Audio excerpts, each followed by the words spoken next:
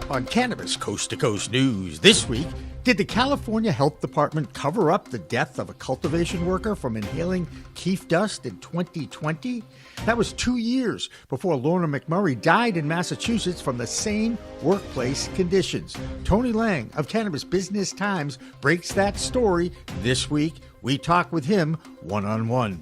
Basically, this worker in California died of work-related asthma in 2020. Again, we don't know when in 2020 because these agencies in California haven't released any public records on it. Plus, rescheduling has moved to the back burner of initiatives in the Republican-controlled government, and that didn't stop two prohibitionist senators from an attempt to usurp Trump's executive order. Plus, the ballot initiative in Massachusetts to shut down the adult use market clears another hurdle to get that prohibitionist back move on the ballot in November.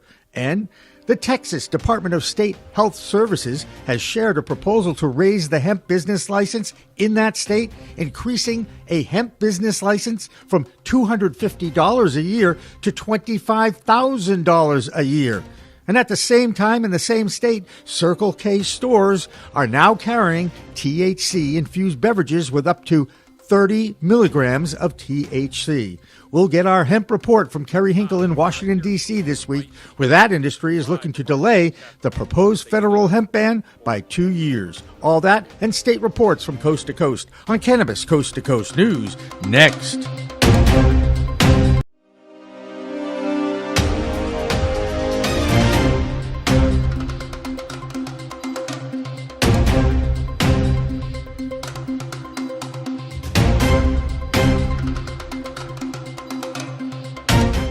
Hi, everyone. Welcome to this week's Cannabis Coast to Coast News. I'm Jimmy Young, the executive producer. And as you know, WPCM TV provides a weekly roundup and kind of a recap of what's going on in the fight to end cannabis prohibition here in the United States and around the world. But I won't be the only one reporting. I am reporting, as always, from Massachusetts. I'm Karen Black in Arizona. I'm Curtis Emring from Massachusetts. I'm Kimmy Cannabis in Oklahoma. I'm Amy Carter in Michigan. First up, Cannabis Business Times reporter Tony Lange had a story this week that should shake up the cannabis industry, especially the manufacturers, about unsafe working conditions. You might remember that in 2022, a TruLeaf employee named Lorna McMurray died after inhaling keef dust that brought on a fatal asthma attack. At the time, reports had that accident as the first death in the cannabis industry. Now, thanks to the reporting of Tony Lange, he's discovered another death 2 years before Lorna McMurray suffered that fatal asthma attack. What happened in California? Can you walk me through it? I know you spent a lot of time on it. No, that's okay. Yeah, we still don't. Well, short answer, we don't know what happened in California because no one's, except for this study that came out in June 2025, has mentioned anything of it. But basically, this worker in California died of work-related asthma in 2020. Again, we don't know when in 2020 because these agencies in California haven't released any public records on it, so to speak. And like you mentioned earlier, we all know what happened with Lorna McMurray in Massachusetts back in the beginning of 2022. And that's what piqued the interest in this story, is like, wait, someone died of basically the exact same thing, at least a year, maybe closer to 2 years before Lorna died, because she died in January 2022, and this California worker died in 2020. It was reported as, it wasn't reported, the California worker, but the Massachusetts worker was reported by the CDC as the first work-related death in the cannabis industry. And we now know that that's not true. The CDC got that wrong. So that's what kind of piqued my interest is, was Lorna McMurray's death preventable?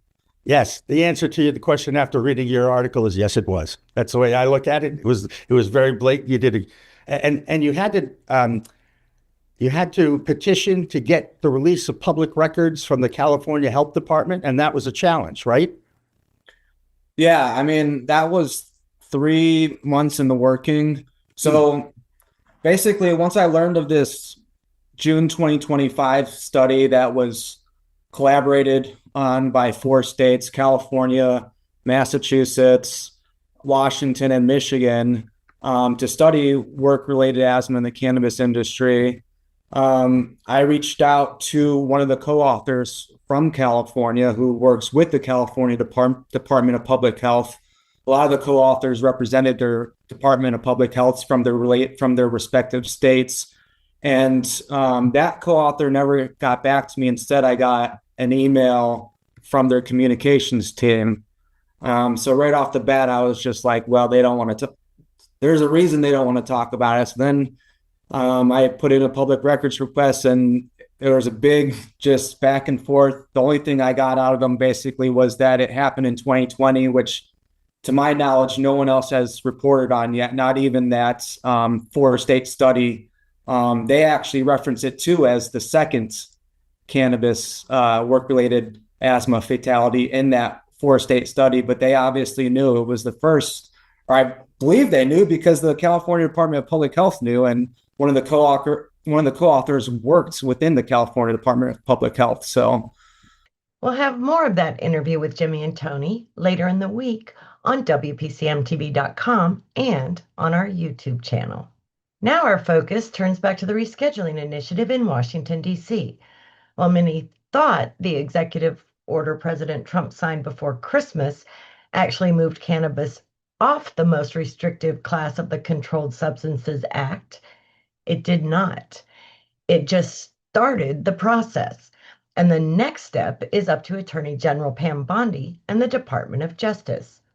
In fact, this week, 2 Republican senators in Congress tried to add an amendment to an appropriations bill that would have stopped that process before it even began. Fortunately for the industry, that amendment was removed just days after those 2 senators tried to pull a fast one. That wasn't the only story out of Washington, D.C. this week. There was some movement on the federal ban of hemp that was part of the Farm Bill appropriations bill that brought the government back to work after the longest shutdown in history. Now the hemp industry is looking to extend that ban by 2 years.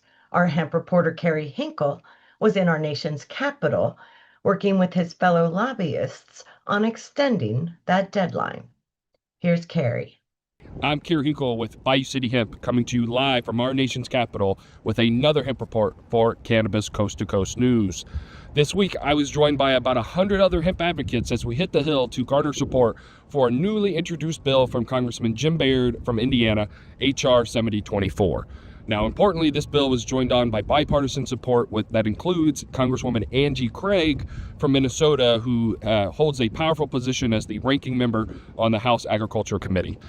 Extension is important for our distribution partners as they plan what retail shelves look like, and importantly for Congress, it gives them time to finally address a regulatory bill on this complicated issue that is hemp and cannabis. It should be noted that in President Trump's executive order around the rescheduling of marijuana, there is also a directive for those agencies that are working on rescheduling to also work with Congress on fixing the ban on full-spectrum CBD. And so Baird's extension bill also gives time for Congress to have hearings, have introductions, regulatory order, and once they have the gears of Congress that grind extremely slow, they're going to need that time to figure out how to properly regulate this complicated industry rather than throwing the baby out with the bathwater and just deciding to try and ban it all. We saw a lot of support this week from members of Congress on both sides of the aisle for Baird's bill, and there's a couple of vehicles that it could be attached to, but right now the industry is focused on garnering as many co-sponsors on Baird's bill as possible and then finding leadership in on particular committees to attach this to something like a continuing resolution or maybe a farm bill. Great week on the Hill for all hemp advocates, and we want to thank Jim Baird for introducing this bill. Again, I'm Kerry Hinkle with Bayou City Hemp, coming to you live from Washington, D.C. We'll see you again next week. Our next story is about a woman in Illinois who I am very familiar with on the advocacy front. Her name is Maureen Surin, and she has a daughter named Ashley who suffers from seizures. Maureen's advocacy allowed her daughter access when Ashley's law was passed. Now there's another legal hurdle to deal with. The company that had been making the patches that have kept Ashley seizure-free for 8 years moved out of state, and now they don't have access to that medicine. As you know, there's no interstate commerce of cannabis allowed across state lines. Our Illinois correspondent, Cole Preston, has more. I'm Cole Preston with the Cole Memo with this week's Illinois Cannabis Report for Cannabis Coast to Coast News. This week, I'm reporting on an Illinois family that is fighting to retain access to a medical cannabis product that has kept their daughter seizure-free for the last 8 years. I have 2 words for Ashley's situation. It works. You might remember Ashley Surin. Her story helped inspire Ashley's Law, which allows students in Illinois to receive medical cannabis in school. Her mom, Maureen, told me the specific transdermal patch that Ashley relies on will no longer be available in the state of Illinois. Now here's the rub. Those same patches are still sold in other states, but bringing them back to Illinois is still illegal under federal law. Somebody who needs a medication in another state should not have to break a law to get it. The Surins say they've heard from both elected officials at the state and federal level as they push for a legal pathway to keep Ashley's medication accessible. To hear my full conversation with Ashley's mom and to support their change.org campaign, visit colememo.com/Ashley. Now that'll do it for this week's Illinois Cannabis Report. Once again, I am Cole Preston from the Cole Memo, reporting for Cannabis Coast to Coast News. It looks like the ballot question that could shut down the adult use cannabis industry in Massachusetts is moving forward. The Coalition for a Healthy Massachusetts is headed up by Wendy Wakeman and backed by the Washington, D.C.-based prohibitionist group called SAM, or Smart Approaches to Marijuana. There was a hearing this week on the complaints the Attorney General had received about the strong-arm tactics by the signature gatherers who already collected enough autographs to get the question on the ballot. If passed, it will shut down the adult use market in the Bay State while leaving the medical program alone. With more on this story, here's Curtis Emery. I'm Curtis Emery, a bud tender from Resonate in Worcester, Massachusetts, with the Bay State Report for Cannabis Coast to Coast News. A continuing story from last week, the attempt to block the group which seeks to roll back adult sales here in Massachusetts by taking that committee to court over alleged fraud while signature gathering has failed. A judge ruled last week that there was no credible evidence of fraud in that group's petition to get that ballot initiative on to the ballot this fall. It is now up to the public to decide whether or not we keep the thriving adult use sale cannabis market in the Commonwealth or not. Truly a story we'll be keeping a close watch on as the year unravels. Also in the news, the tragic death of Lorna McMurray, the 27-year-old cannabis worker who died while packing pre-rolls in Holyoke in 2022, is back in the news. The unfortunate death was thought to be the first death of its kind, that being a death in a legal cannabis production facility. The death circumstance was new asthma developed on the job site. However, we're finding out that this is not true. In fact, a California worker died 2 years earlier. The death itself was completely covered up. Neither the industry or public knew any information on the death, nor has any information been retained on that death. It's unfortunate that Lorna was the first publicly noticed death in the cannabis industry, and certainly represented a shift in the production of cannabis products and safety for workers first in these production facilities. I've been Curtis Emery with the Bay State Report, Cannabis Coast to Coast News. The Lone Star State of Texas continues to battle with its billion-dollar hemp market. Even though the threat of a complete ban has been overcome, there is still a $6.8 billion hemp industry thriving in that state. Now, the Department of State Health Services is proposing massive license hikes for anyone in that state. The proposal wants to increase the fee for a hemp business license from $250 a year to $25,000 a year. This is the same state where Circle K convenience stores and other gas stations are now starting to carry hemp THC-infused beverages with as much as 30 milligrams of THC.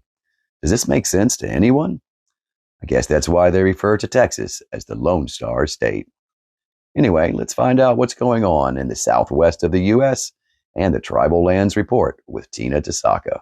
I'm Tina Tasaka with Iconic Representation in Cannabis X America, and this is the Southwest Report for Cannabis Coast to Coast News.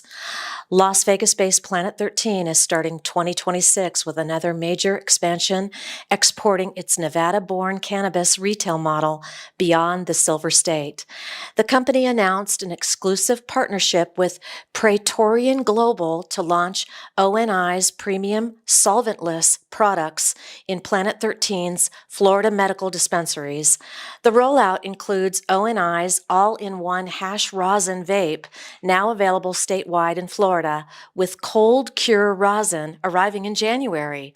The move follows ONI's Colorado debut and reflects Planet 13's continued growth from its flagship Nevada operations to new regulated markets. Brand ambassadors will appear at select stores on launch day with ongoing in-store events planned into the new year. Planet 13 says the expansion reinforces Nevada's influence on the evolving national cannabis industry. A new bill moving at the Arizona legislature could expand protections for terminally ill medical marijuana patients. House Bill 2081, known as Ryan's Law, would clarify state statutes and require licensed healthcare facilities to allow medical marijuana use in designated areas while banning smoking or vaping.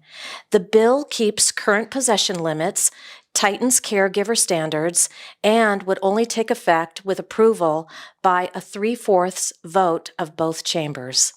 That's it for the Southwest highlights. I'm Tina Tasaka with Iconic Representation and Cannabis X America for Cannabis Coast to Coast News. That'll do it for the A block of this week's Cannabis Coast to Coast News, but we'll have more state reports coming up next, including an interview our California reporter Dina McGee did with an attorney in San Diego named Kelly Hayes. She won a major victory for advocates in that city, reversing a law that had been on the books since 2017. Cannabis Coast to Coast News continues after this. Thanks, Dina. Yes, we had an incredible victory today. Your cannabis business could be overpaying by hundreds of thousands of dollars in federal income taxes because of one simple assumption that you're making about your accountant. A dispensary owner in Colorado called me frustrated as hell. He'd been working with the same accountant for 3 years. His accountant said, "What's 471C?" Here's what the ignorance of that accountant was costing this business owner: $180,000 every single year for 3 years. 471C has been around since 2017. We're talking about an 8-year-old tax provision that many cannabis CPAs don't fully understand.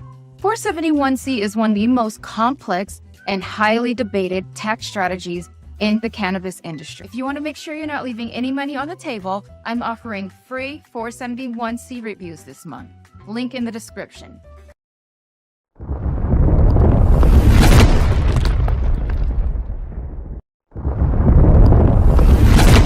Accounting Buds has grown into Buds Group, the same award-winning quality, now with more service offerings. Buds Group, your best buds in the biz.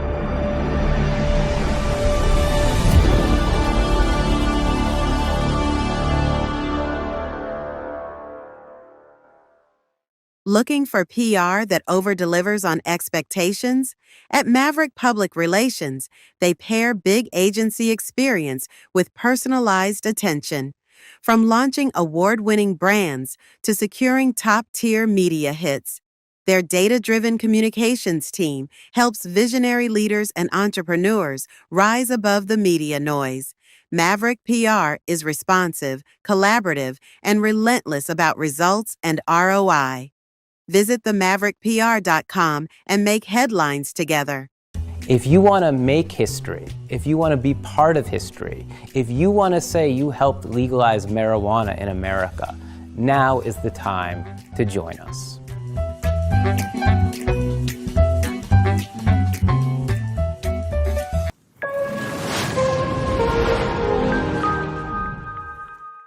Welcome back to Cannabis Coast to Coast News this week. This is the B Block. I'm executive producer Jimmy Young, filling in for Elena Pinto, who is on assignment this week. Now it's time for our international news reports, and we start in the UK with Dave Barton. I'm Dave Barton from Thermidor with your UK Cannabis Report for Cannabis Coast to Coast News. The tabloid backlash against medical cannabis and mental health has begun here in the UK. The Daily Mail newspaper, a right-wing shit rag that's popular among the pearl-clutching middle classes, is decrying the burgeoning sector, which currently sits at just under 100,000 patients. Claims like high-strength medical cannabis being handed out by private clinics and cut-price weed being given to benefits claimants, as well as ultra-strong strains being imported from Amsterdam, do nothing to appreciate the ongoing struggles faced by many patients, many of whom have clinic-issued prescriptions for psychological conditions like anxiety, PTSD, and OCD. Instead, the piece repeatedly demonizes CBPMs and relies on well-worn tropes around cannabis legality and its unlicensed status. And if you think this piece is biased, consider it a counter to the tripe that's being pushed by the mainstream media. That's all for this week. I'm Dave Barton from Thermidor, reporting for Cannabis Coast to Coast News. I'm Dave Barton in the UK. This is Debbie Facey with the Canadian Coast to Coast Cannabis News Report.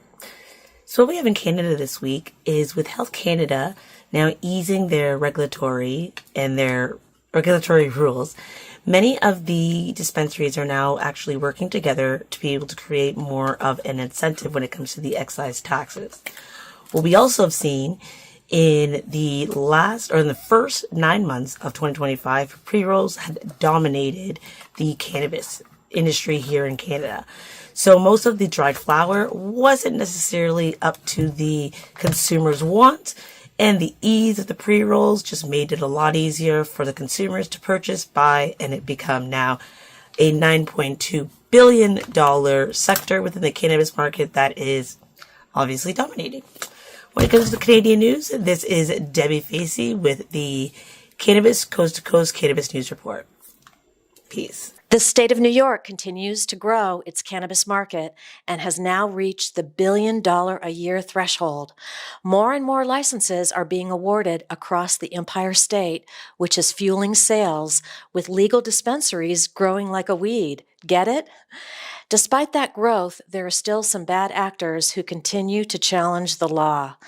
This week, the Office of Cannabis Management busted an illegal convenience store operating in Queens when thousands of illegal products were discovered behind an electrical outlet in a wall. Now let's check in with Amy Carter in Michigan, where they are selling ounces for just $58, the lowest price in the country. Here's Amy.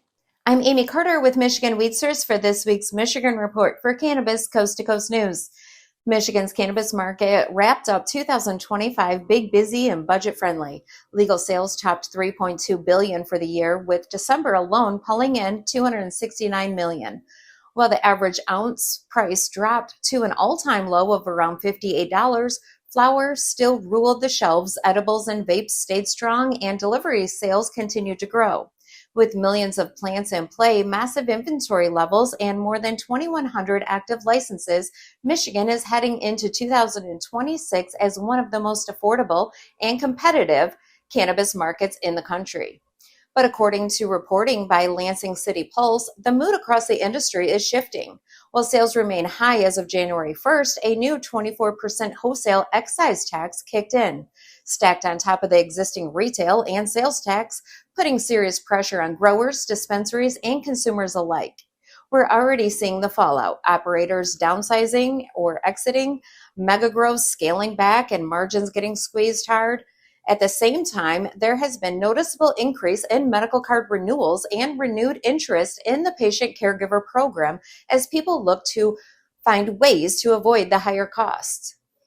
Federal hopes like Schedule 3 are still on the horizon, but the reality here in Michigan right now is clear. Higher prices, fewer operators, and an industry learning fast that you can't outgrow a tax bill this big. If you are from Michigan looking to get your medical card, head to michiganweedsters.com and follow the link to Essential Telehealth. On the advocacy front, Michigan's cannabis community is officially getting organized. Groups including Michigan Weedsters, Michigan Normal, Americans for Safe Access, iHemp, Michigan, and advocates from both the Democratic and Republican parties have united as the Michigan Cannabis Community Coalition. Their goal is simple: help voters identify, support cannabis-friendly candidates ahead of midterms, keeping cannabis policy nonpartisan and people-focused. To learn more or get involved, visit MichiganCannabisCoalition.com. Looks like we have a lot of work ahead. That's it for this week. I'm Amy Carter with Michigan Weedsters for this week's Cannabis Coast to Coast News. One of the largest multi-state operators in the U.S. is Calif. This week, that MSO opened its 160th retail operation and its 71st in Florida, located in Lauderhill. Curaleaf is the second largest operator in the Sunshine State, which is dominated by another MSO, TrueLeaf. Now, let's check in with Kimmy Cannabis in Oklahoma. I am Kimmy Cannabis from Can I Talk About It with your Oklahoma Cannabis Report for Cannabis Coast to Coast News. First up, new numbers from the Oklahoma Medical Marijuana Program show continued declines across patients and businesses. State regulators report 319,965 active medical patients, down from around 324,000 last fall and down sharply from more than 340,000 at the start of 2025. Caregiver participation is also down, with 1,078 active caregivers compared to 1,222 this time last year. On the business side, Oklahoma now has 4,512 active licensed cannabis businesses, down from nearly 5,800 a year ago. Growers still make up the largest share at 2,261 licenses, followed by 1,453 dispensaries, 710 processors, 60 transporters, 19 labs, and 8 waste disposal licensees. Next, in a move towards greater transparency, OMA has also launched a new online resource that allows the public to view administrative actions filed against commercial licensees, providing updates on the enforcement cases in the name of public health and safety. That's it from Can I Talk About It in Oklahoma with Cannabis Coast to Coast News. I am Kimmy Cannabis. Peace, love, and all that good stuff. California may still be the largest state in the union and the number one cannabis market, but they still have plenty of restrictive regulations. Many advocates in different parts of the state have been working hard to overcome some of the unfair and unjust regulations. That is certainly true in the city of San Diego. Dina Naguib caught up with an attorney who was instrumental in making changes to things that have been on the books since 2017. I'm Dina Naguib with Grass Goddess Consulting, reporting for Cannabis Coast to Coast News. I'm here today following the Board of Supervisors meeting for the County of San Diego with Kelly Hayes from the Law Office of Kelly M. Hayes, who spoke at the meeting today. Kelly, thanks for being with me. Could you tell me just a little bit about what the vote was here today? Thanks, Dina. Yes, we had an incredible victory today. The Board of Supervisors has voted for option A, which is matches all state regulations to proceed with all cannabis uses and licensing. First, to begin with social equity applicants, and then additional industry professionals and businesses may apply thereafter. It's historic. The county originally had passed a ban in 2017, and county staff has been working for years to now replace that ban with an ordinance that has safe and equitable regulations. And today we saw that pass. Absolutely. Yeah. And you said some great things about, specifically your clients that you represent, the Farmers Cup. They had a legal license event. That was actually the last time we did an interview together.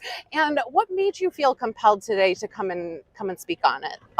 To educate the public, to educate our representatives here in San Diego, because they are not in touch and in tune with this industry as much as people like you and I are. This is what we do day in and day out, and so that was the purpose of me coming today, was to help educate the attendees on this ordinance and the importance of its passage.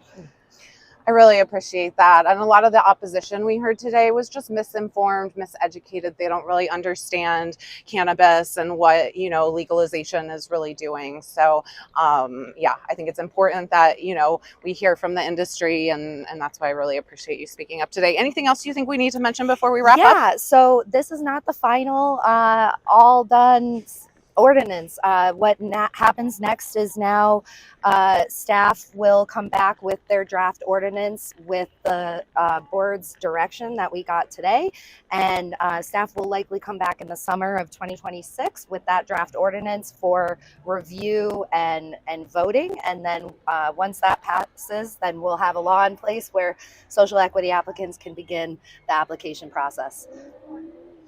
You heard it here, San Diego. See everyone here in June. We have another vote coming. And I just want to say thank you to Kelly. Thank you for being here. Appreciate it. I'm Dina Naguib with Grass Goddess Consulting for Cannabis Coast to Coast News. That'll do it for the B block of Cannabis Coast to Coast News this week. We have plenty more ahead of us, including impact from President Trump's rescheduling executive order on mergers and acquisitions in the cannabis industry. Doug Miller is our man who's high on Wall Street, and he'll have some insight on that as Cannabis Coast to Coast News continues after this break.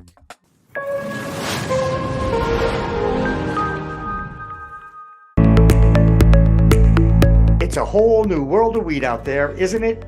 Everyone is learning new ways to titrate, ingest, consume, imbibe, and engage with this plant medicine we call cannabis. Now let me tell you my cannabis story. I've had 4 major surgeries in the past 23 years and suffer from osteoarthritis with a variety of metal parts in my body and one on deck. Now, thanks to those chronic pain issues, I've been a medical patient in Massachusetts for almost 10 years now. I remember my first trip to a dispensary just outside of Boston, and I told the bud tender I didn't want to smoke it anymore. So I tried edibles, then tinctures, then vaping, and now if I'm going to smoke, I only use the Weegits filtration system. What?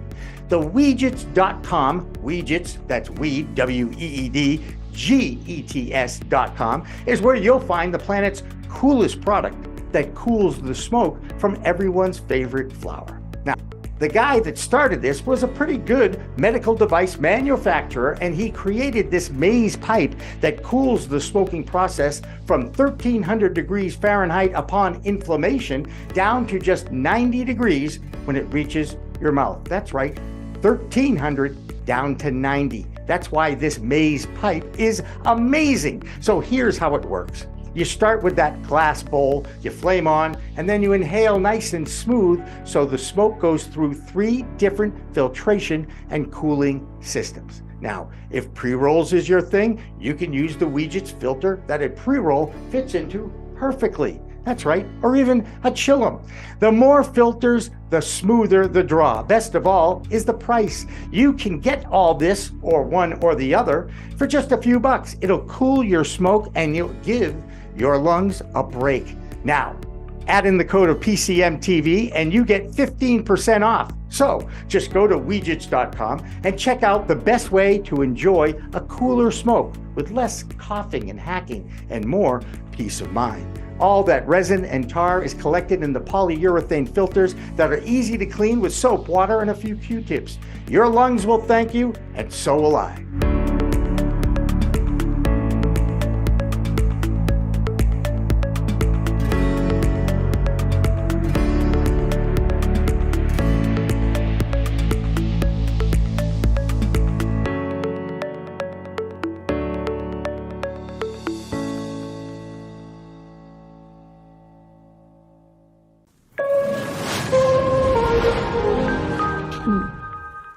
Welcome back to Cannabis Coast to Coast News. I'm Jimmy Young, filling in for Elena Pinto. And we move on to our C block, our final section of our news this week. And there's been quite a flurry of M&A activity, merger and acquisition, over the past few weeks after President Trump signed his executive order to reschedule cannabis from Schedule 1 to Schedule 3 of the Controlled Substances Act. When it comes to anything having to do with business and the publicly traded stocks in cannabis, we always turn to our man who's high on Wall Street. His name is Doug Miller.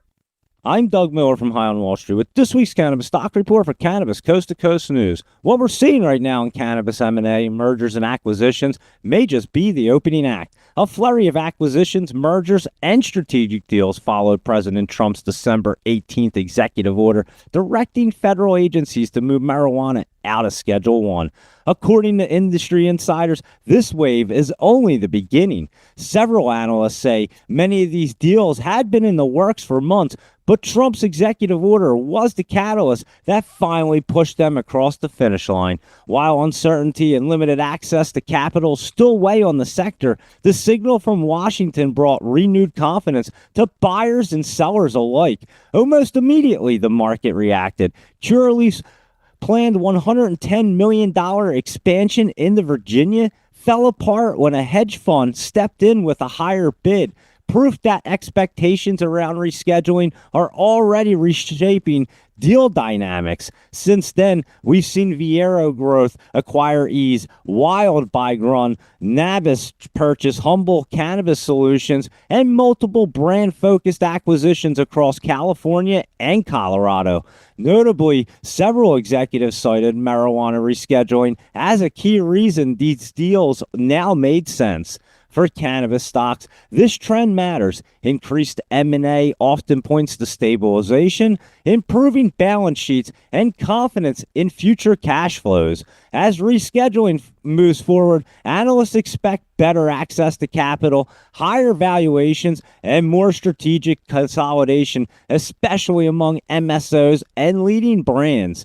If rescheduling is finalized, cannabis stocks could see renewed investor interest, stronger fundamentals, and the market finally starts trading on growth instead of survival. This could be the sign of good things to come. And that's this week's Cannabis Stock Report. Reporting for Cannabis Coast to Coast News, I'm Doug Miller. This has been an extremely difficult week to be in the state of Minnesota.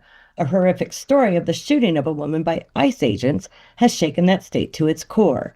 In the meantime, the cannabis industry continues to grow, and Alicia Bellamy has an update. I'm Alicia Bellamy for Cannabis Coast to Coast News. This is your Minnesota report. I'm also on the board of trustees for the Minnesota Cannabis College, and I am the founder of Herbs and Herbs.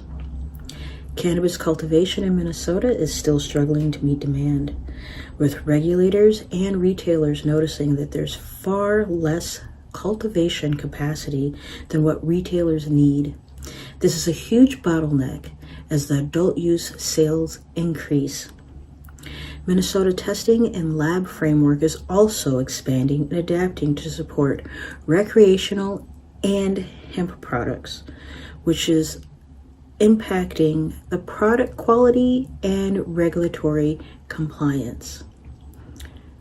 Tribal state cannabis compacts are creating off-reservation retail and wholesale opportunities, diversifying how cannabis products move and are sold around the state. Minnesota launched a Can Be Aware, Be Cannabis Aware public education campaign focused on providing science-based facts for youth and families, reducing harm and stigmatization, and teaching adults and mentors how to have open conversations about cannabis. This shows how public health is such a huge part of the ecosystem of cannabis in Minnesota. I'm Alicia Bellamy for Cannabis Coast to Coast News. This is your Minnesota report. There's been a massive recall of cannabis in the state of Colorado. Over a dozen dispensaries had been selling product with a number of banned pesticides, but at least there's some public safety regulations that caught the bad batch. Here's Jenny Germano with more from Colorado. I am Jenny Germano with ICS Consulting. This is the Colorado report for Cannabis Coast to Coast News. Colorado's regulated cannabis market is facing fresh safety concerns as the state begins 2026 with a major recall from the Marijuana Enforcement Division. On January 8th, the MED issued its first recall of the year, pulling multiple harvest batches of cannabis from a cultivation facility after tests revealed the presence of banned pesticides. That health and safety notice affected products sold at 19 dispensaries statewide, prompting retailers to remove the contaminated batches from shelves and urging customers to destroy and return them.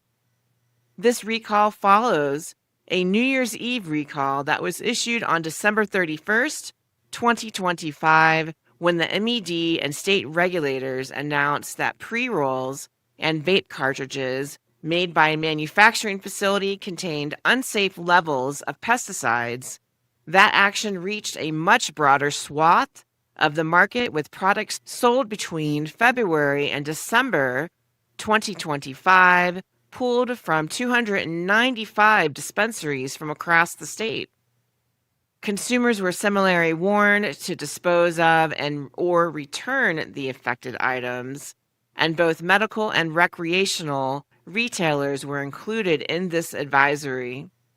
Taken together, these two recalls impacted at least 314 dispensaries in the state over the last month, raising renewed questions about product safety and regulatory oversight in one of the nation's most established cannabis markets.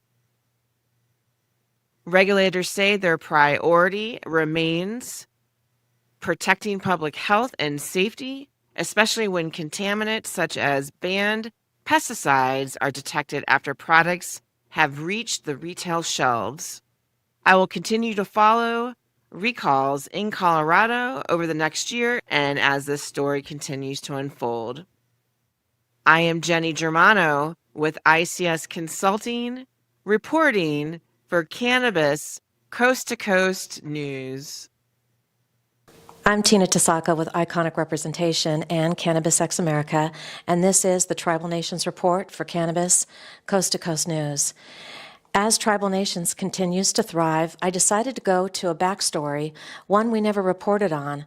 I found it to be unique because this tribe shuttered their casino operation and turned it into a multifaceted cannabis business. The Ipai Nation of Santa Isabel, a federally recognized tribe in northeastern San Diego County, owns and operates a tribal cannabis retail business called Mountain Source Dispensary on their reservation. This dispensary opened in January 2019 and was the first tribally owned recreational cannabis dispensary open to the public in San Diego County. The shop offers an array of cannabis products, flower, concentrates, edibles, and more sold under tribal and SoCal First Nations brands, often with tax advantages compared with standard California retailers. This innovative tribe decided to build a cannabis operation after the tribe's former casino closed in 2014. The tribal government repurposed the site into a cannabis operations campus. Transforming the casino operations included outdoor cultivation greenhouses, a botanical facility leased to licensed cannabis operators, a production and manufacturing space for cannabis goods. Portions of the complex are leased to licensed cultivators and manufacturers who grow cannabis and produce products. Also, the tribe established the Santa Isabel Tribal Cannabis Regulatory Agency to oversee and regulate its cannabis operations. That's the latest in Tribal Nations Cannabis. I'm Tina Tasaka with Iconic Representation and Cannabis America for Cannabis Coast to Coast News. Earlier in the show, we shared the story of a California worker who died from an asthma attack caused by the inhalation of keef dust in a grow facility 2 years before a Massachusetts worker passed away from the same thing. Now, New Jersey Governor Phil Murphy wants to make sure that doesn't happen in his state, so he signed a law that has built-in labor protections for workers in cultivation facilities. Well, that'll do it for this week's Cannabis Coast to Coast News Show. I am executive producer Jimmy Young. Elena Pinto will be back next week. And remember, it's a whole new world of weed out there, so please educate yourself and consume responsibly. We'll see you next week.